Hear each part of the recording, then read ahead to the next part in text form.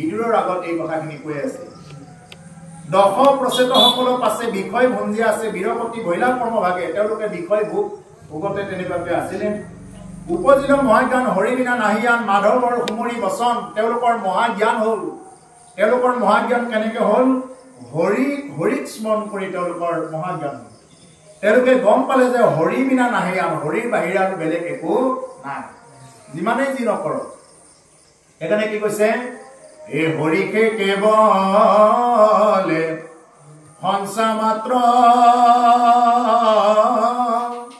ৰাম ৰাম ৰাম ৰাম ৰাম তান্ত বিনে মিছা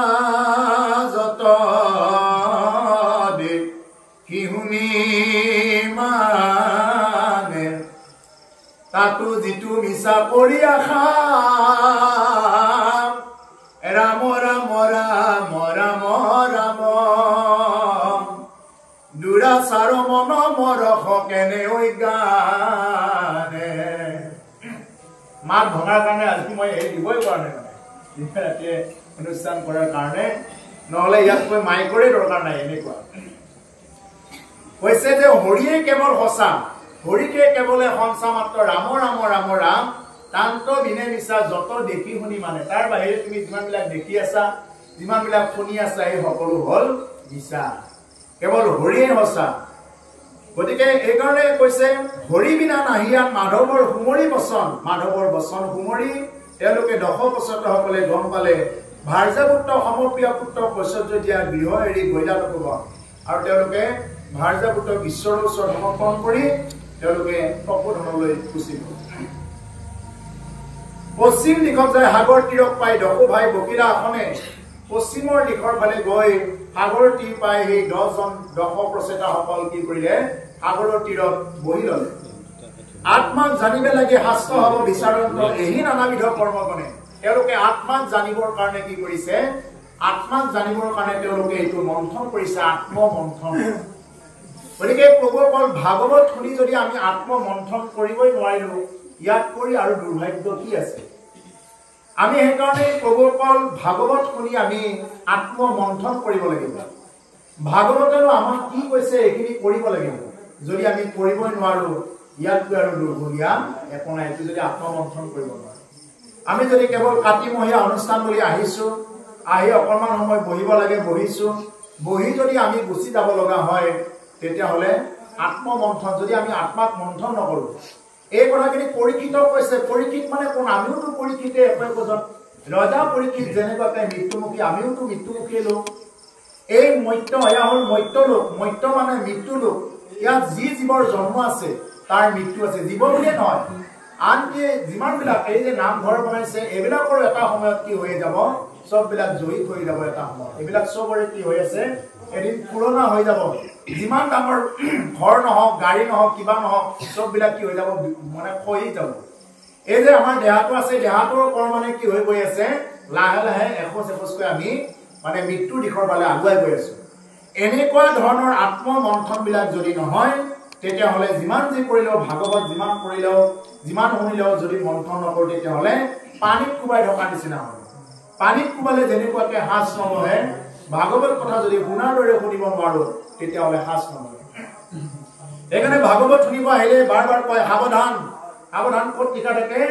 কাৰেণ্টৰ ট্ৰেন্সমিটাৰ লিখা থাকে সাৱধান ডেঞ্জাৰ খাতৰা হয়নে কাৰেণ্টৰ ট্ৰেন্সমিটাৰ কোনোবাই জানি হওক নাজানি হওক যদি কোনোবাই লাৰি দিয়ে নালাৰিবলগীয়া ঠাইত যদি লাৰি দিয়ে তেতিয়াহ'লে কথাটো বেয়া হ'ব ঠিক তেনেকুৱা এই ভাগৱত অনুষ্ঠানত আহি যদি আমি কাৰোবাৰ বেয়া চিন্তা কৰি থাকো আনৰ বেয়া সমালোচনা কৰি থাকো নাখাবলগীয়া বস্তুবিলাক খাই থাকো নকৰিবলগীয়া কৰ্ম যদি কৰি থকা যায় তেতিয়াহ'লে ভাগৱতৰ দ্বাৰা কোনো ফল তেওঁৰ জীৱনত প্ৰাপ্তই নহ'ব গতিকে সেইকাৰণে ভাগৱতৰ ফল প্ৰাপ্ত হ'ব লাগিলে এইটো কৈছে আত্মমন্থন যদি আত্মমন্থন নকৰে তেতিয়াহ'লে তেওঁৰ জীৱনত একো নহয় পূৰ্বত দান জৈলৰিকে জিঠানত হৃদ ভৈলাম হৰি গুৰু চৰণ প্ৰসাদে সেই স্থানে দশ ভাই তত্ত্ব অবিচাৰি চাই আনয়েৰে পৰম আলাদে। গতিকে কি কৰিছে পশ্চিম দিশত যায় সাগৰৰ তীৰত বহি লৈছে। পূৰ্বত জাঞ্জল্য নামৰ এগৰাকী ঋষিয়ে যি ঠাইত বহি তেওঁ সিদ্ধ হৈছিলে সেই ঠাইটোত কি কৰিছে দশ প্ৰচেতসকল গুচি গৈছে। সেই স্থানে দশ ভাই তত্ত্বক বিচাৰি চাই আহি আনো এৰি পৰম আলাদে। আৰু সেই স্থানতে কি কৰিছে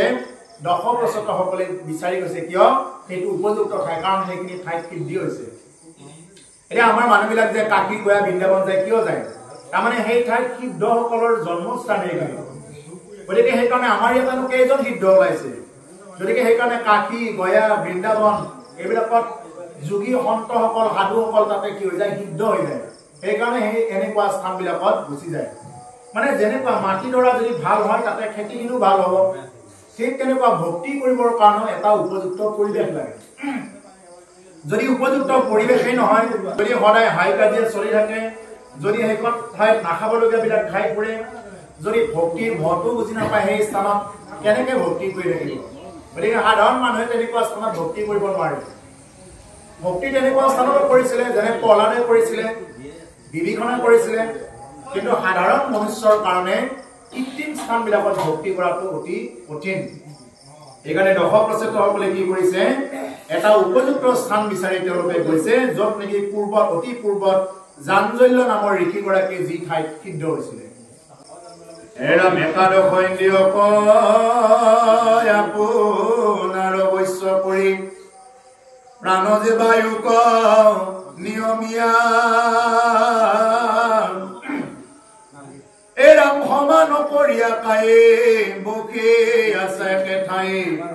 দশজনে আসন কৰিয়া বৰমণিৰ বল ব্ৰহ্মে মন প্ৰাণ সমৰ্পিয়া নিবিড় সমাধি ধৰি ধ্যান দেৱৰ সভাৰ হন্তে দেৱ ঋষি নাৰদেৱ দশকো দেখিলাই স্থান। একাদশ ইন্দ্ৰিয়ক তেওঁলোকে জয় কৰিছে। হাত ভৰি চকু কাণ নাক জিভা গোটেইবিলাক ইন্দ্ৰিয়বিলাকক কি কৰিছে দশ প্ৰচেতসকলে তেওঁলোকে এইটো বধ কৰি লৈছে। আৰু প্ৰাণ যে বায়ুক নিয়মিলা প্ৰাণ বায়ুক তেওঁলোকে নিয়ম কৰি লৈছে। এইটো হল আগৰ যোগ সাধনাৰ নিয়ম। অষ্টাংগ যোগ যিবিলাক আছে আসন ধ্যান ধাৰণা প্ৰত্যাহাৰ সমাধি এনেকুৱাকে কি আছে অষ্টাংগ যোগ আছে। এনেকুৱা ধৰণৰ যোগবিলাক তেওঁলোকে নিয়ম কৰি লৈছে। সমান কৰিয়ে কাই বকি আছে একে ঠাই দশজনে আসন কৰি সমান এটা স্থানত এই দহজন একেলগে কি কৰিছে বহি গৈছে। কাক উদ্দেশ্য কৰি ঈশ্বৰক পাবৰ কাৰণে ঈশ্বৰক কি কৰিছে ধ্যান কৰিছে। দেৱৰ সভাৰ হন্তে দেৱঋষি নাৰদেৱ দশকো দেখিলা এক স্থানে। আৰু দেৱঋষি নাৰদেৱ কি কৰিছে তেওঁলোকক সেই এক স্থানতে তেওঁলোকে মানে বহি থকাটো এইটো দেৱঋষি নাৰদে দেখা পাইছে। এৰাম নাৰদৰ আগে দেখি সমাধিক কৰি ভৰি দশ ভাই উঠিলাতে খনে এৰাম পাইদয়ঘে পূজা কৰি দোকানী চৰণে ধৰি আদৰিয়া দিলন্ত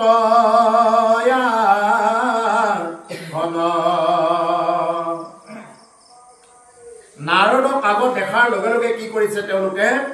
সমাধিও বাদ দি তেওঁলোকে দশো ভাই উঠিল দেখনে। কাৰণ ব্ৰহ্মৰ কি এজন আহিছে নাৰদ মুনি, দেৱৰ কি নাৰদ মুনি অহাৰ লগে লগে কি কৰিছে তেওঁলোকে উঠি দিছে। এতিয়া আমাৰ ভকত এজন যদি প্ৰৱেশ কৰে কৃষ্ণ বুলি ক'বৰ কাৰণে মানুহৰ কৃষ্ণ শব্দটো ফুটি নুঠে, ইয়াতকৈ দুৰ্ভাগ্য আৰু কি হ'ব পাৰে। যদি ইয়াতে বহি আছে আতাসকল বহি আছে ভকতসকল যেনিবা আহিছে, যদি কৃষ্ণ বুলিয়ে যদি ক'বলৈ আমাৰ যদি জোৰা নাখায়, তেতিয়াহ'লে তুমি যদি দেখাজনকে কৃষ্ণ বুলি নোকোৱা, দেখাজনকে যদি তুমি ৰাম বুলি নোকোৱা, নেদেখাজন যদি তোমাৰ আগত প্ৰকট হয় শংখচক্ৰ গদা পদ্মলৈ, তুমি কি বুলি ক'বা? শাস্ত্ৰই তাকেহে কৈছে ভাগৱতে। সেইকাৰণে দেখা ভকত গুৰুদেৱ নাম ভকত চাৰি বস্তুৱে এক হয়। গতিকে সেইকাৰণে এই যি গুৰু সেই নাম, যেই নাম সেই হৰি জানা নিশ্চয় কৰি। গতিকে সেইকাৰণে ভকতৰ সংগ নচাৰন্ত হৰি, ভকতৰ সংগকে তেওঁ হৰিয়ে নাচায় যদি আমি ভকতক দেখি আনন্দ কৰিব নোৱাৰিলো ভকতক লৈ যদি আনন্দ কৰিব নোৱাৰো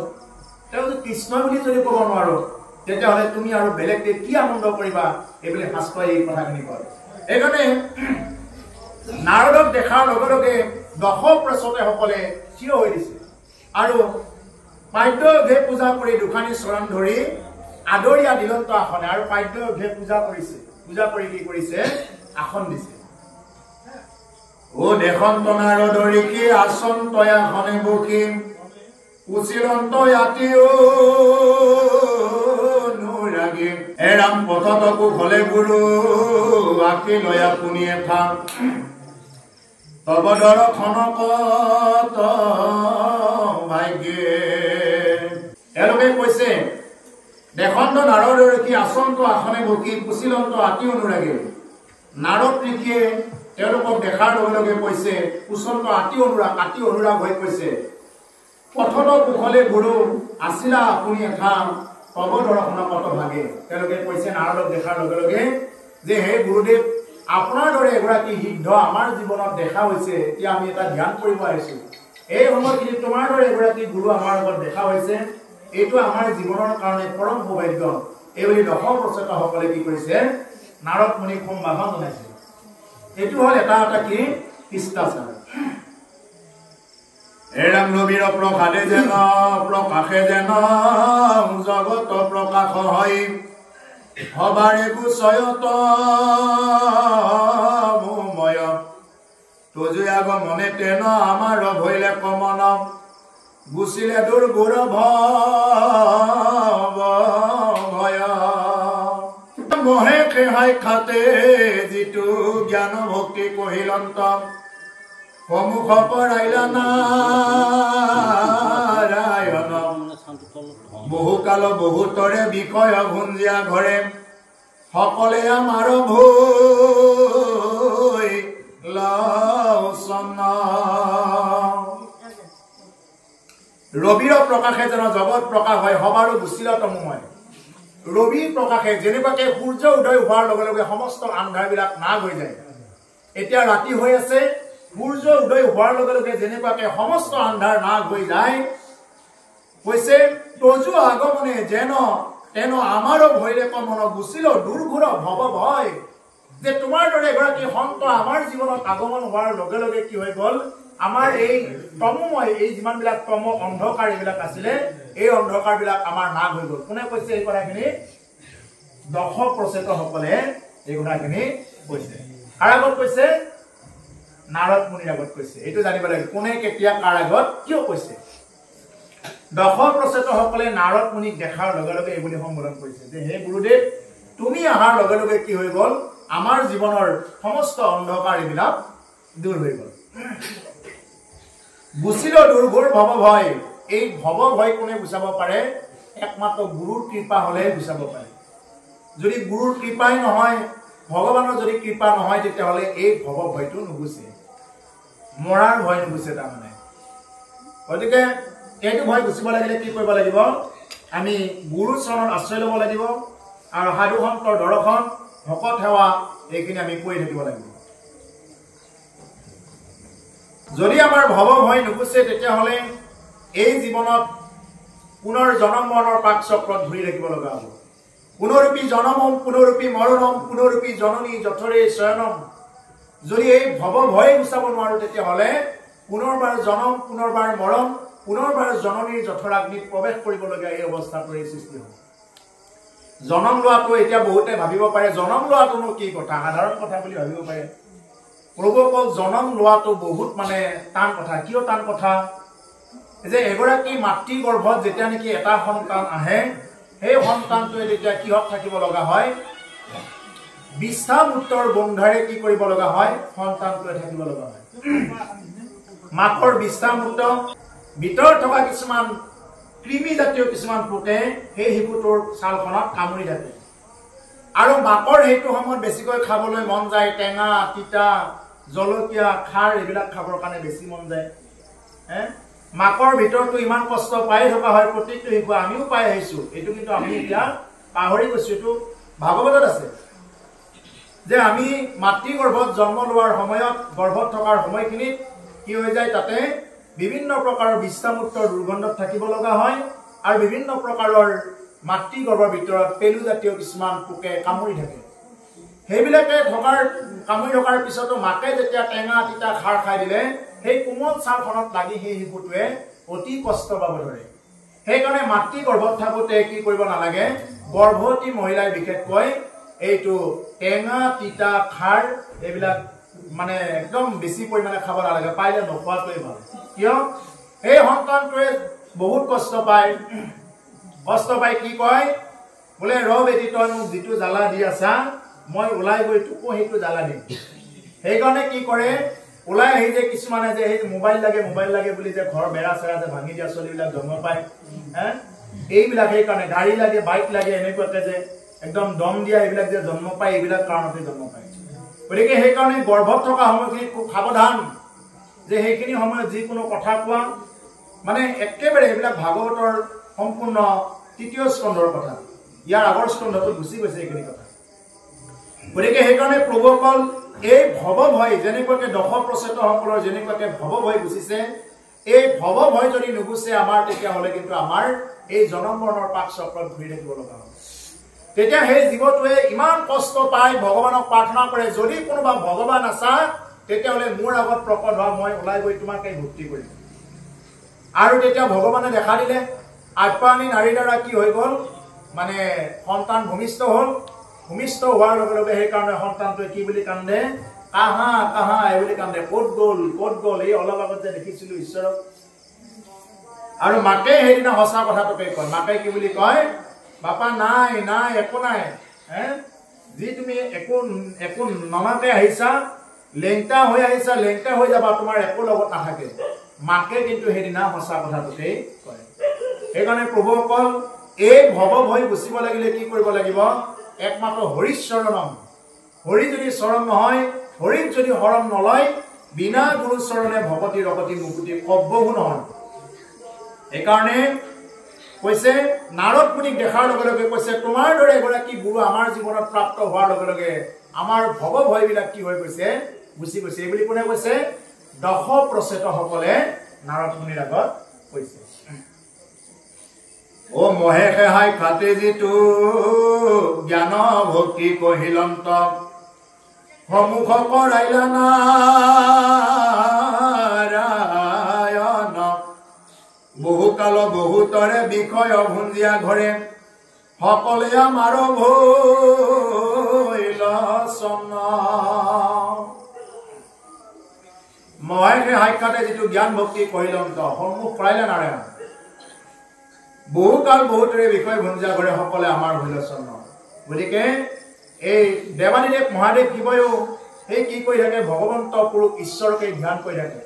সেইকাৰণে তেওঁ ভক্তি কৰি জ্ঞান ভক্তি এই কথাবিলাক তেওঁ মানে কি কৰিব পাৰে এইবিলাক আনৰ আগত প্ৰকাশ কৰিব পাৰে জ্ঞান ভক্তি কথাবিলাক দেৱানীদেৱ মহাদেৱে কেনেকুৱাকৈ প্ৰকাশ কৰিব পাৰে তেওঁ এনি টাইম প্ৰতিটো সময়ত ৰাম নাম জপ কৰে সেইকাৰণে মহাদেৱ শিৱৰ আন এটা নাম হ'ল ৰামেশ্বৰম শিৱ ৰামকে ঈশ্বৰ বুলি মানে সেইকাৰণে প্ৰভুসকল ইয়াতে কৈছে বিষয় ভুঞ্জিয়া ঘৰে সকলে আমাৰ ভৈলচন গতিকে আমি যদি বিষয় যদি ভুঞ্জি থাকো তেতিয়াহ'লে আমাৰ তেনেকুৱাকে মন মানসিকতা মূৰ্তি চববিলাক আমাৰ মানে এটা এটাকৈ চন্ন হৈ যাব হেতু আধ্যাত্ম জ্ঞান কহিও কবিদ্যমানম হত ভত হৌক হৃদয়ত এরম তোমারও প্রসাদে স্বামী আরো বারো জানো আমি আপনার যেন থান তত্ত্ব হিতু জ্ঞান পাই আমি অপ্রয়াসে করিব সংসাৰৰ জন্ম মৃত্যু জৰা এৰম বলো কাতৰ বানে সেবকৰ পুত্ৰ জানি আমাকনে সারা প্রভু তরা এইটো আধ্যাত্ম জ্ঞান কহিও বিদ্যমান হতভত হৌক হৃদয়ত যি জ্ঞান দেৱানীদেৱ মহাদেৱ শিৱই লৈছিলে এই আধ্যাত্মিক জ্ঞান আমাকো কওক এই গুৰুদেৱ এইবুলি নাৰদ মুনিৰ আগত কৈ আছে কোনে দশ প্ৰচেতসকলে কৈ আছে তোমাৰো প্ৰসাদে স্বামী আৰু বাৰ জানো আমি আপোনাৰ যেন থান তত্ত্ব আৰু সেই প্ৰসাদতে হে স্বামী যে আমি কি জানিম আপোনাৰ যেন থান তত্ত্ব আপুনি ক'ত থাকে ক'ত নাথাকে এই গোটেইবিলাক ভগৱন্ত পুৰুষ ক'ত থাকে তাৰ তত্ত্ববিলাক আমি নিজে নিজে এইবিলাক গম পাম যেতিয়া সিদ্ধসকলৰ মুখে এই কথাবিলাক ব্যক্ত হ'ব যি জ্ঞান পোৱাৰ লগে লগে অপ্ৰয়াসে তৰিব অপ্ৰয়াস কোনো ধৰণৰ প্ৰয়াস নকৰাকে এটা জীৱ কি হৈ যাব পাৰে তৰিব পাৰে যদি কোনোবাই ভগৱত ভক্তি যদি কোনোবাই জানিব পাৰে যদি তেওঁ অকণমানো যদি ভগৱত ভক্তি জ্ঞান তেওঁৰ জীৱনত প্ৰাপ্ত হ'ল তেতিয়াহ'লে কৈছে অপ্ৰয়াসে তৰিব সংসাৰ জন্ম মৃত্যু জৰা জন্ম মৃত্যু আৰু জৰা ব্যাধি এইবিলাক সংসাৰৰ তাপবিলাকৰ পৰা তেওঁ মুক্ত হ'ব পাৰে যদি কোনোবাই ভগৱন্ত পুৰুষক কিছু অকণমান হ'লেও তেওঁ যদি জানিব চেষ্টা কৰে এতিয়া সংসাৰৰ তাপবিলাক কি বস্তু সংসাৰৰ তাপ হ'ল তিনিটা আদি ভৌতিক তাপ আদি দৈবিক তাপ আৰু আধ্যাত্মিক নামৰ তিনিপুৰা জুয়ে আমাৰ প্ৰতি গতিকে পুৰি থাকে আদি ভৌতিক মানে হ'ল আমাৰ ভৌতিক শৰীৰটোত যিবিলাক নেকি এই যে এতিয়া হঠাতে যে আমাৰ যে মাতটো বহি গৈছে এই যে কাহৰ পৰা জ্বৰৰ পৰা মূৰবিহৰ পৰা এই যিমানবিলাক হৈ থাকে এইবিলাক হ'ল আদি ভৌতিক তাপ এইবিলাক তাপৰ পৰা কোনেও হাৰিব নোৱাৰে এটা নহয় এটা হ'বই মানুহৰ আদি দৈবিক তাপ দৈৱক্ৰমে বোলে হঠাতে শুনি আছিলো হঠাতে বোলে তেওঁ বাগৰি পৰিল হঠাতে বোলে ভৰিখন মচকা খালে হঠাতে বোলে হাপে ঘটিলে যিবিলাক হঠাৎ কোনো এইবিলাক হ'ল আদি দৈবিক তাপ আধ্যাত্মিক তাপ হ'ল দুই প্ৰকাৰৰ শাৰীৰিক আৰু মানসিক এই যে হঠাতে যে বানপানী হয় ভূমিকম্প হয় সুনামি হয় এইবিলাক হ'ল আদি ভৌতিক তাপৰ এইবিলাক হ'ল কি তাপ মানে শাৰীৰিক তাপ আমি শাৰীৰিকভাৱে পাওঁ আৰু এটা হ'ল আদি ভৌতিক তাপৰ মানসিক তাপটো কি বস্তু বোলে ভাতৰ তিতা খাব পাৰি মাতৰ তিতা খাব নোৱাৰে এইটো হ'ল কি এইটো মানসিক তাপ বোলে অফিচত গৈছে বছে বোলে বেয়াকে ক'লে এইবিলাক হ'ল মানসিক তাপ পাবই এটা নহয় এটা পাব বোলে বজাৰত গৈছে কোনোবাখিনি ঠাইত বোলে পাচলিখিনি মেলি দিছিলে কোনোবা এজনে আহি পেলাই বোলে দম দিলে এইবিলাক মানসিক তাপ বোলে কৰবাত আমি গৈ আছিলো গৈ থাকোঁতে কোনোবা এজনে এনেই দম দিলে বা কিবা কাৰণতে দম দিলে এইবিলাক সববিলাক কি আমি কাৰোবাৰ পৰা যে কিবাবিলাক মানসিকভাৱে পাই থাকোঁ প্ৰেচাৰবিলাক এইবিলাক হ'ল আধ্যাত্মিক তাপৰ মানসিক তাপ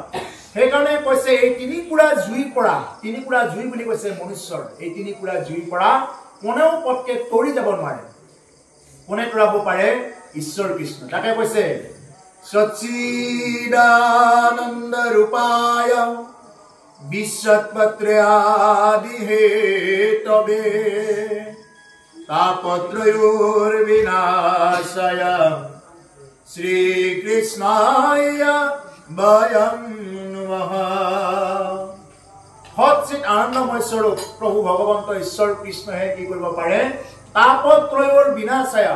তিনিটা তাপৰ পৰা আমাক কি কৰিব পাৰে ৰাখিব পাৰে মানে তিনিটা তাপ বিনাশ কৰি দিব পাৰে এই যিবিলাক তাপ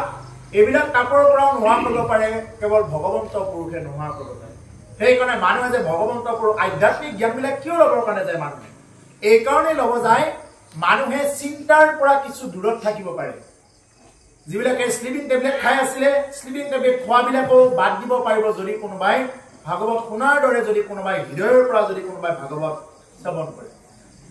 জীৱনততো চিন্তা বহুত চিন্তা আৰু চিতা এই দুটা বস্তু প্ৰায় একে নিচিনাই চিন্তাই মানুহক জীয়াই জ্বলায় হয়নে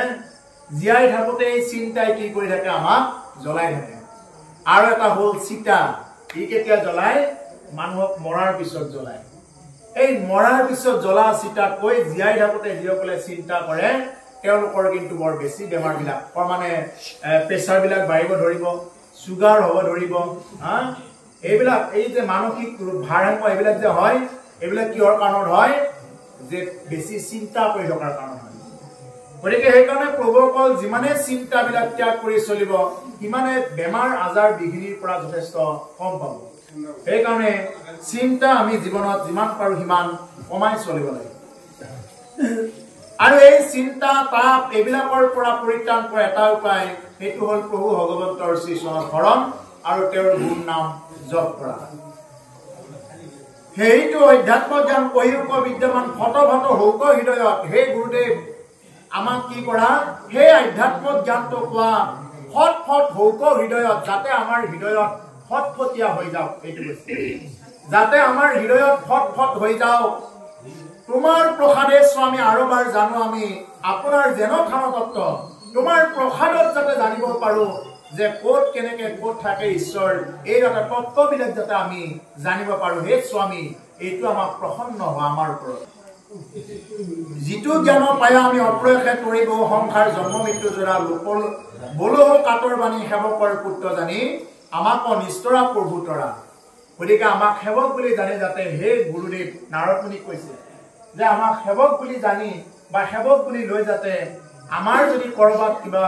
মানে তেনেকুৱা যদি জানি ল'ব পাৰো তেতিয়াহ'লে আমাৰ বহুত উপকাৰ হ'ব এই বুলি নাৰদ মুনিৰ আগত দশপ্ৰচেতসকলে কি কৰি আছে দশপ্ৰচেতসকলে নিবেদন কৰি আছে মানে এজন গুৰুৰ পৰা কথা শুনিব লাগিলে কি কৰিব লাগিব গুৰুৰ ওচৰত নিবেদন কৰিব লাগে তেতিয়াহে ক'ব যদি নিবেদন কৰা নাযায় যদি অনুগ্ৰহ কৰা নাযায় তেতিয়া তেওঁ ক'ৰ পৰা ক'ব গতিকে সেইকাৰণে দশপ্ৰচেতসকলে কি কৰিছে প্ৰথমতে এই কথাখিনি নিবেদন কৰি লৈছে ৰাজপুত্ৰগণে তপ্ত কুশীল নাৰদত শুনি মুনি ভৈলাই আনন্দিত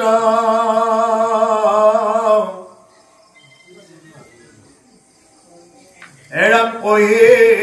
বাক ভক্তি গান এৰিয়া বচন আন হৰি তনিবীৰ পৰিচিত এৰাম শুনা ৰাজপুত্ৰগণ স্থিৰ কৰে প্ৰাণ মন মুহুৰব চনহাৰু ধাৰ ভুঞ্জয় বিষয় মিছা হৰিত নাহিকে ইচ্ছা জানা বৃথা জন্ম কৰ্ম তাৰ ৰাজপুত্ৰগণে তপ্ত কুশীলন্ত নাৰদত শুনি শুনি ভৈলা আনন্দিত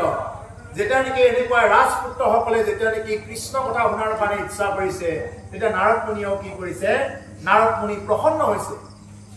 যদি কৃষ্ণ কথা কোৱা মানুহ এজনক যদি কোনোবাই কৃষ্ণ কথা শুনাৰ কাৰণে ইচ্ছা কৰিছো বুলি কয় তেতিয়াহ'লে কোৱাজনেও আনন্দ পায় যদি শুনিব ইচ্ছা নকৰে তেতিয়াহ'লে ক'ৰ পৰা ক'ব এটা নাৰদ মুনিয়ে যেতিয়া দেখা পালে যে তেওঁলোক ৰাজপুত্ৰ হৈও তেওঁলোকে কি কৰিছে কৃষ্ণ কথা শুনাৰ কাৰণে ইচ্ছা কৰিছে সেইকাৰণে নাৰদ মুনিয়ে মনত অতি আনন্দ পাইছে অহিবাক ভক্তি গান এৰিয়া বচন আন হৰিত নিবিড় পৰিচিত আৰু মানে নাৰদে কি কৰিব এতিয়া সেই ভক্তি জ্ঞানবিলাক দশপ্ৰচেতসকলক ক'ব বহুত তত্ত্ব কথা ক'ব বহুত তত্ত্ব কথা ক'ব এগৰাকী নাৰদৰ নিচিনা এগৰাকী প্ৰকৃত মুনিয়ে যিবিলাক কথা ক'ব এইবিলাক অতি তত্ত্ব কথা এইবিলাক অতি সাধাৰণ কথা নহয় নাৰদে যিটো কথা ক'ব অতি তত্ত্ব ক'ব নাৰদ কাৰ গুৰু নাৰদ হ'ল প্ৰহ্লাদৰ এগৰাকী গুৰু পূৰ্বৰ গুৰু নাৰদে মানে কি নাৰদ তেনেকুৱা এজন ঋষি যি দেৱতাবিলাকো আহ্বান কৰে অসুৰবিলাকেও আহ্বান কৰে অসুৰবিলাকৰ ওচৰত যদিও যায় নাৰদক ধুনীয়াকে বহিব দিয়ে আৰু দেৱতাবিলাকৰ ওচৰত গ'লেও তেওঁ মানে খুব সুন্দৰকৈ বহিব আশাত পায় গতিকে এই হ'ল দেৱৰ্ষি নাৰদ আৰু বিশ্বৰ প্ৰথমজন সাংবাদিক বুলি কয় এই নাৰদক যিয়ে নেকি কোনো ধৰণৰ মিছা সংবাদ নিদিয়ে তেওঁ হ'ল দেৱৰ্ষি নাৰদ যি হয় সঁচা কথাখিনি দেৱলোকৰ কথাখিনি একদম মানে আহি ইয়াতে অসুৰৰ লোকতো কৈ দিব অসুৰৰ কথাখিনি আকৌ দেৱলোকত ক'ব নহ'লে দেৱলোকৰ কথা দেৱলোকতে ক'ব বেলেগক তেওঁ হ'ল নিৰ্ভীক এজন সাংবাদিক বুলি কয় এইকাৰণে সংবাদ দিব বিচাৰে বাহিৰা দেশত মানে দেশ মানে আমাৰ ভাৰতৰে বিভিন্ন ৰাজ্যত তেনেকুৱাকে এইটো পালন কৰে শাস্তে বা কহিবাক ভক্তি গান এৰিয়া বচন হৰিত নিবিড় পৰিচিত হৰিত চিত্ত দি এতিয়া ক'ব শুনা ৰাজপুত্ৰগণ স্থিৰ কৰি প্ৰাণ মন মোহৰ বচন হাৰুদ্ধাৰ এই ৰাজপুত্ৰসকল মোৰ বচন হাৰুদ্ধাৰ কৰি মোৰ কথাখিনি শুনা ভুঞ্জয় বিষয় মিছা হৰিত নাহিকে ইচ্ছা জানা বৃথা জন্ম কৰ্ম তাৰ কৈছে ভুঞ্জয় বিষয় মিছা যিয়ে নেকি বিষয়বিলাক মিছাতে ভুঞ্জি থাকিলে বিষয় ভুঞ্জিব কোনে নাপায় প্ৰভুসকল আমি যিমানখিনি বিষয় ভুঞ্জি আছো আমাতকৈ বেছি ভালকে বিষয় ভুঞ্জি আছে গাহৰি কেইটাক লক্ষ্য কৰিব আমাতকৈ বেছি ভালকে খাই আছে বেছি ভালকে টোপনি মাৰি আছে মানুহেনো কিমান টোপনি মাৰিব সময় নাই খাব সময় নাই কিমানো খায় মানুহে অকল মানুহে খায় তেওঁ যিমানেই সম্পত্তি নাথাকক অকল মানুহে খাব তাৰ হিচাপৰ বাহিৰত খাই দিয়াৰ লগে লগে কি হৈ যাব ফেটি লিভাৰ হৈ যাব ডায়েবেটিছ হৈ যাব দেহা নাথাকিলে কি কৰিব গতিকে সেইকাৰণে মানুহে ইমানখিনি ভোগ কৰিব নোৱাৰে সেইকাৰণে মাধৱ পুৰুষে নামঘোষা কৈছে এই বিষয় সম্বন্ধ সুখ সমস্ত জনিতে পাই হৰি সেৱাই কথা নাই ও হৰিৰ সেৱাৰ যোগ্য কেৱল মনুষ্য তনু জানি সম্বন্ধীয় সুখবিলাক সমস্ত জনিতে পাবা তুমি যেতিয়া বাঘ হৈ আছা সিংহ হৈ আছা হাতী হৈ আছা এনেকে হৈ থাকোতে তুমি কি পাইছা বিষয় সম্বন্ধীয় সুখবিলাক আগতে পাই আহিছা হৰি সেৱা একোধাৰত আমি জন্ম পাম দে আৰু এদিন ভক্তি কৰিম দে এইবিলাক আশা আৰু বাদ দিয়ক কলিযুগৰ এই আৰম্ভণিৰ সময়খিনিতে এতিয়া কিমান কষ্ট মানুহে ভক্তি কৰিব গ'লে নিজৰ ঘৰৰ পৰিয়ালে ঠাট্টা কৰিব নিজৰ ঘৰৰ মানুহে হাঁহিব ভক্তি কৰিব গ'লে নিন্দা কৰে অভাৱ নাই আৰু কিছু কেইটামান পিঢ়িৰ পিছত কলি এতিয়া প্ৰথম চৰণহে পৰিছে আৰু কিছুদিন পিছত এনেকুৱা দেখিব যে কৃষ্ণ কথা কোৱা মানুহ নোহোৱা হ'ব শুনা মানুহ নোহোৱা হ'ব আৰু কোনোবা এজন দুজন কোৱা মানুহ থাকিলেও তেওঁ মনে মনে থাকিব নকয় কিয় নকয় আনক কোৱাৰ লগে লগে এইবিলাক এনেও নকৰে তেনেও নকৰে গতিকে যোনে যি কৰে কৰি থাকক তেওঁ নিজৰটো কৰা যেতিয়া আৰম্ভ কৰিব যেতিয়া কোৱা মানুহ এজনো নাথাকিব তেতিয়া আৰু ইয়াত আৰু ভূমি ভাৰ কি হৈ যাব ভূমি ভাৰ মানে আকৌ হৰণ কৰিবৰ কাৰণে কল্কি অৱতাৰ আহিব লগা হ'ব গতিকে সেইকাৰণে প্ৰভুসকল এই জন্মৰ কলিযুগৰ যদি এই কলিযুগত জন্মগ্ৰহণ কৰি ভাৰতবৰ্ষত জন্মগ্ৰহণ কৰি আৰু মনুষ্য শৰীৰ পাই তিনিটা ধন্যৰ অধিকাৰী হৈ আৰু এটা যদি হৰিত শৰণ নোলোৱাকৈ যদি থাকো ইয়াতকৈ দুৰ্ভগীয়া আৰু নাই এখন কপাল বুলি নকয় এখন কি বুলি কব এখন ঘাবন নবজা চোতাল বুলি কব এখন বুজি পাইছানে যদি এই জীৱন পাই মনুষ্য শৰীৰ পাই যদি হৰি সেৱাই কৰিব নোৱাৰিলো যদি মই হৰিকেই প্ৰাপ্ত কৰিব নোৱাৰিলো গোটেই ঐশ্বৰ্য বিভূতি মই যোগাৰ কৰিলো কিন্তু হৰিক মই প্ৰাপ্ত কৰিব নোৱাৰিলো ইয়াতকৈ দুৰ্ভগীয়া হ'ব গতিকে সেইকাৰণে প্ৰভুসকল আমি যোৱাৰ সময়ত আৰু বেলেগ একো নাই কি যাব কেৱল এই আমাৰ পাপ আৰু পুণ্য এইকেইটা বস্তুহে যাব লগত সেইকাৰণে জুবিন গাৰ্গে কি কৈছে এই দেহাৰ মূল্য নাই পুৰা দিলে হইবে চাই প্ৰাণবায়ু সারিয়া যাইবে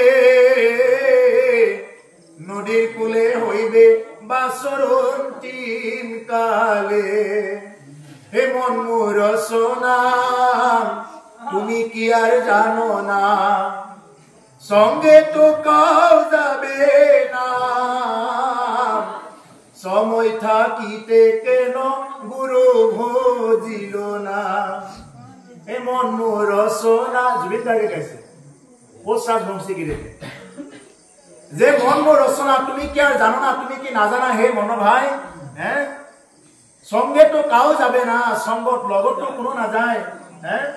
লগত কোন যাব যিমানে নাকান্দ কি হইতে জুবিন গাৰ্গ যে মৰিল তেওঁৰ ধনৰ অভাৱ নে জনৰ অভাৱ তেওঁৰ লগত মানুহৰ অভাৱ আছিল নে ধনৰ অভাৱ আছিল কিন্তু তেওঁৰ লগত একোজনে কি কৈছে তেওঁ অকলে আহিছে অকলে গৈছে কিন্তু তেওঁৰ যিখিনি গুণ আছে সেইখিনি মানুহে এতিয়া গাই আছে তেওঁৰ যিখিনি নেকি আমাক যি সৃষ্টিৰ আজি আমাক মানে উদ্বুদ্ধ কৰি গ'ল গতিকে সেইকাৰণে প্ৰভুসকল এই দেহাৰ মূল্য নাই পুৰা দিলে হইবে চাই এই দেহাটো কি মূল্য আছে পুৰি দিয়াৰ লগে লগে এইটো কি হৈ যাব চাই হৈ যাব পাইলে ঘৰৰ ওচৰতো নথয় ক'ত থব য'ত নেকি বাঁহৰ তল কৰবাত যদি দেখা নাপায় পাইলেতো নদীৰ গালত যদি ঠাই আছে ওচৰৰে নদী বৈ গ'লে নদীৰ কিনাৰত থৈ দিয়ে যাতে বাৰিষা কালত এইবিলাক উঠাই ভৰাই লৈ যাওক আৰু চিনে নাথাকক যাতে তেনেকুৱা থৈ দিয়াও আছে গতিকে সেইকাৰণে প্ৰভুসকল এইবিলাক হ'ল চব হ'ল মিছা একমাত্ৰ সঁচা হ'ল হৰিত চৰণ যেনেকুৱাকৈ আমি সপোনত টোপনি গৈ থাকিলে বহুত কিবা ধন পোৱাৰ সপোন দেখা পাওঁ জাগি চালে একো নাই সপোনত বাঘে খেদা সাপে খেদা দেখা পাম কিন্তু জাগি চালে একো নাই ঠিক তেনেকুৱা আমি এতিয়া যি যি বস্তু লৈ আছো এইবিলাক হ'ল চব সপোনৰ নিধি এইবিলাক হ'ল সপোনৰ নিধি মানে ধন সপোনৰ ধন এইবিলাক আজি আছে কালি নাই গতিকে সেইকাৰণে প্ৰভুসকল ভুঞ্জয় বিষয় মিছা হৰিত নাহিকে ইচ্ছা যাৰ যে নেকি বিষয় ভোগবিলাক মিছাকে কৰিলে হৰিত যাৰ ইচ্ছা নাই জানা বৃথা জন্ম কৰ্ম তাৰ জানিবা নিশ্চয়কৈ তাৰ জন্মও বৃথা আৰু কৰ্মও বৃথা কৰ্ম কি কৰ্ম কৰ্ম হ'ল কেৱল হৰিত যিয়ে নেকি কৰ্ম কৰে এতিয়া আমাৰ বহুত মানুহে কয় বাবা কৰ্মই ধৰ্ম বুলি কয় এওঁলোকক মই কৈছো কৰ্মই ধৰ্ম বুলি যিসকলে কয় কৰ্ম কেই প্ৰকাৰৰ আৰু কি কি গীতাত কি কৈছে কৰ্ম অকৰ্ম বিকৰ্ম কৰ্ম তিনি প্ৰকাৰৰ কোনোবা এজন মানুহক মাৰাটো এটা কৰ্ম, হাঁহ কাটি থকাটো কৰ্ম, ছাগলী কাটি থকাটো কৰ্ম, চুৰ কৰাটো, ডকাইত কৰাটো চবেই কৰ্ম। আজি যিখিনি কৰি আছো এইখিনি হ'ল কৰ্ম। গীতাত কৈছে যে কেৱল হৰিৰ কাৰণে যিয়ে নেকি কাম কৰিব, হৰিৰ চৰণ চিন্তা যিয়ে কৰিব, এই হ'ল জীৱনত কৰ্ম। ইয়াৰ বাহিৰে বাকী চব অকৰ্ম আৰু বিকৰ্মত পৰে। অকৰ্মী প্ৰায়শ্চিত্ত আছে, বিকৰ্মী প্ৰায়শ্চিত্ত নাই বুলি গীতাৰ ৩য় স্কন্ধত কৈছে। গতিকে সেইকাৰণে প্ৰভু অকল কৰ্মই ধৰ্ম বুলি ডাইৰেক্ট কৈ দিলেই নহয়। কৰ্মই ধৰ্ম কি? কেৱল ঈশ্বৰৰ কাৰণে যি কৰিব এয়ে হ'ল কৰ্ম, এয়ে হ'ল ধৰ্ম। ইয়াৰ বাহিৰে বেলেগ ধৰ্ম হ'বই নোৱাৰে। গতিকে সেইকাৰণে কৈছে যে ভুঞ্জয় বিষয় মিছা, কেৱল বিষয় যিবিলাক ভোগ ভুঞ্জি থকা হৈছে এইবিলাক চব মিছা।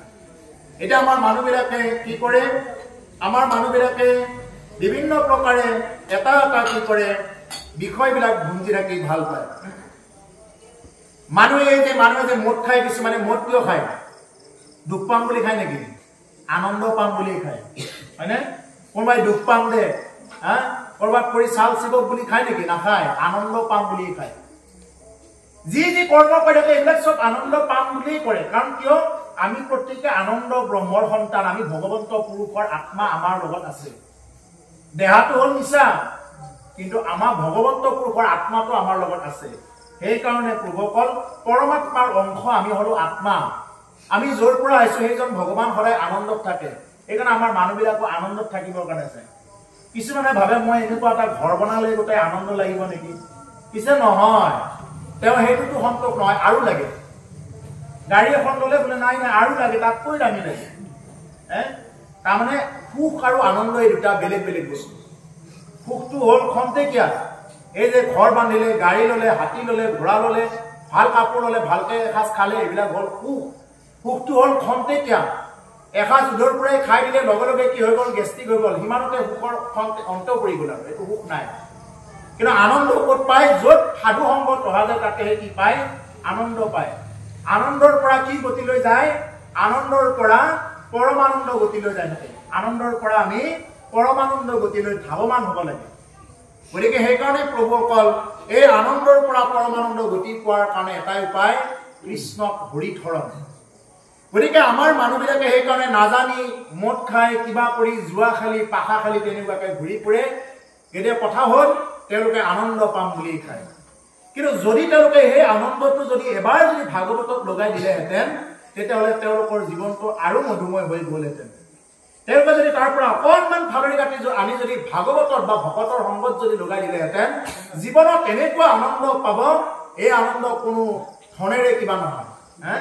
যি আনন্দ পাব, এই আনন্দ কেতিয়াও কাৰোৰ আগত মানে প্ৰকাশ কৰিব নোৱাৰি। এইটো মানে বৰ বেলেগ আনন্দ। যি আনন্দ পাব, এই আনন্দ চোৰেও চুৰ কৰি দিব নোৱাৰে, ডকাইতে পৰি হৰে, লুৰিয়াৰে লুৰি নেনে, ৰজাই নলয় তাক দণ্ডি, ৰজাই তাৰ ওপৰত কৰ কাটল টেক্স লগাব নোৱাৰে, ভায়ে নেনে ভাগ কৰি, জুইত পৰি জ্বলি নাযায়, পানীত পৰি উঠি নাযায়। এই হ'ল কি? নাম ধন। গতিকে সেইকাৰণে এই ধনৰ যদি কোনোবা প্ৰাপ্ত হ'ব পাৰে, তেতিয়াহ'লে তেওঁৰ জীৱনত আৰু কোনো ধৰণৰ ভয় কৰিবলগীয়া কোনো ধৰণৰ কথা নাই। আৰু তাকেই প্ৰভুসকল এই যে ৰজা পৰীক্ষিতে যে ভাগৱত শুনি আছে, এই ৰজা পৰীক্ষিতে ভাগৱত শুনি শুনি গুৰুদেৱ ভূপক তাকেইটো কৈছে যে হে গুৰুদেৱ, প্ৰথমতে কৈছে মই মৰিলো, মোক তক্ষকে কামুৰিব, এতিয়া মই কি কৰো, উপায় দিয়ক। এতিয়া শেষত কি বুলি কৈছে? হে গুৰুদেৱ, মই তৰিলো বুলি কৈছে। মৰিলোৰ পৰা তৰিলো হোৱাৰ নামেই হ'ল ভাগৱত কথা। আমি মৰিলো মৰিলো হৈ থকাৰ পৰা তৰিলো হ'ব যোৱাই হ'ল ভাগৱত কথা। যদি আমি ভাগৱত শুনি যদি আমি মৰিলোৱে হৈ থাকো, তেতিয়াহ'লে ভাগৱতে কোনো ধৰণৰ আমাক কি নকৰিব? ক্ৰিয়া নকৰিব।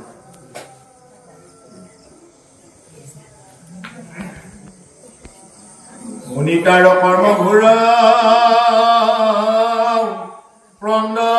নয়া ক্ষয় মূৰ, দুই চকু তৰিবহে পানী, এৰম নকৰে হৰিত ভাৱ, পৰিলে কি হৰি ঠাৱে, কোনো শাস্ত্ৰৰ তত্ত্ব জানি, তাকে সেবুলয় কৰ্ম, তাকে সেবুলীয় ধৰ্ম, তাকে সেবুলীয় আয়ুষ্মান, আতি ক্ষয় প্ৰেম ভাবে, মাধৱৰ দুই পাৱে, ভকতি কৰিলে জিতু জন কি তত্ত্ব কথা কৈছে নাৰদ মুনিয়ে তাকে সেই বুলিৰ কৰ্ম পুনিত আৰু কৰ্মবোৰক কণ্ড নাখায় মোৰ দুই চকু তৰি বহে পানী অৰ্থাৎ নাৰদ মুনিয়ে কৈছে কি কৈছে যিবিলাক বিষয়ী লোক আছে বিষয়ী লোকবিলাক আছে হৰি ভক্তি কৰিব নোৱাৰিলে সেইবিলাকৰ কথা ভাবি মোৰ চকু পানী ওলাই যায় বুলি কৈছে যে এই যে বিষয়ী লোকবিলাকে হৰি ভক্তি কৰিব নোৱাৰিলে কেৱল দিন ৰাতি খোৱা লোৱা ৰাতি হ'ল খলে ৰাতিপুৱা উঠি সেই একেই কাৰবাৰ কেৱল খালে আৰু ওলাই গ'ল আৰু আকৌ ৰান্ধিলে আকৌ খালে এই নে মানুহৰ কাৰবাৰ এই নে মানুহৰ কাম নে মানুহৰ কাম আৰু আছে মানুহৰ কাম এই নহয় প্ৰভু কল আমি খাবতো লাগিবই খোৱাৰ মাজত হ'ল ভক্তি যদি আমি ভক্তিযুক্ত কৰিব নোৱাৰো তেতিয়াহ'লে এইবিলাক চব নিষ্ফল হৈ যাব আপুনি জীৱনত একো কৰিব পৰা নাই কিন্তু ভক্তি যদি যুক্ত আছে আপুনি একদম ঠিকে আছে সেইকাৰণে ৰজা হ'ব লাগে নাম ধন কামাই কৰি কি কৈছে আন ধন নলাগয় নাম ধন দীনা জয়ৰ ভূৰণ ধন হে ৰাঘৱ জয় ৰামে জয় ৰঘুৰনন্দন আন ধন নালাগে কি লাগে নাম ধন লাগে নাম ধন দিয়া মোকে কিনা বনমালী হে বনমালী প্ৰভু ভগৱন্ত তোমাৰ নাম ধনেৰে যাতে মোক কিনি লোৱা এইবুলি কি কৰিব লাগে ভগৱন্তৰ ওচৰত বিক্ৰী যাব লাগে কিন্তু আমি ভগৱানৰ ওচৰত কোনোবা দিনে বিক্ৰী যোৱাৰ কথা কৈছো নে নাই কোৱা আমি ভগৱানৰ ওচৰত ভক্তি কৰিব ভক্তি মানে আমি এইটোৱে বুজি পাওঁ তাৰমানে তামোল পাণ একযোৰ দিব লাগে ফুল কেইটামান দিব লাগে কল একঠুট দিব লাগে গাজি কেইটামান দিব লাগে এই ভক্তি আৰু তাতে গৈ ভগৱানৰ ওচৰত কিবা খুজিব লাগে হে প্ৰভু ধনম দেহি পুত্ৰম দেহি মনোৰমা ভাৰ্যাম দেহি বিদ্যান দেহি আমাৰ বোলে ল'ৰা ছোৱালী কেইটাই পঢ়া শুনা নোৱাৰে বিদ্যান দেহি বিদ্যা দিয়া বোলে ধনম দেহি ধন দিয়া মনোৰমা ভাৰ্যাম দেহি বোলে আমাৰ ল'ৰাটোৰ কাৰণে কইনা এটা দিবা এইবিলাক হ'ল কি এইবিলাক আমি ঈশ্বৰৰ ওচৰত প্ৰাৰ্থনা কৰি থাকো গতিকে ঈশ্বৰৰ ওচৰত কেৱল প্ৰাৰ্থনা কৰিব নালাগে সেইবিলাক প্ৰাৰ্থনা কেৱল নাই নাই কৰি নাইটোৰ ওপৰতে ধৰি থাকিব নালাগে আমি কি কৰিব লাগে জীৱনত কি পাইছো পোৱাখিনিক লৈ সন্তুষ্ট হ'ব লাগে জীৱনত কি পোৱা নাই এইবিলাক বস্তু জীৱনৰ পৰা এৰাই চলিব লাগে যি পাইছো এইটোকে বহুত বুলি গ্ৰহণ কৰিব লাগে সন্তোষম পৰম সুখম সন্তোষেই হ'ল পৰম সুখ অসন্তোষীয়া মানুহে কোনো কামত সুখী হ'ব নোৱাৰে যি অসন্তোষীয়া মানুহ তেওঁ কেতিয়াও সুখী হ'ব নোৱাৰে যেনেদৰে সেই ইন্দ্ৰাসন লাভ কৰাৰ পিছতো কি হৈ গ'ল ইন্দ্ৰাসন লাভ কৰাৰ পিছতো কত ৰজাৰ তেনেকুৱা মানে আকৌ অধোগতি অজগৰ পৰ্যন্ত হ'ব লগা হ'ল গতিকে সেইকাৰণে ইন্দ্ৰৰ পদবী যদি কোনোবা বিষয়ে লোকে পাই যায় ইন্দ্ৰৰ ৰাজসভাৰ পদবী পালেও তেওঁ কাক লগা হ'ব শশীক লগা হ'ব গতিকে সেইকাৰণে যিমান পালেও নুকুলে ৰাৱণৰ কি নাই ৰাৱণৰ সোণৰ লংকা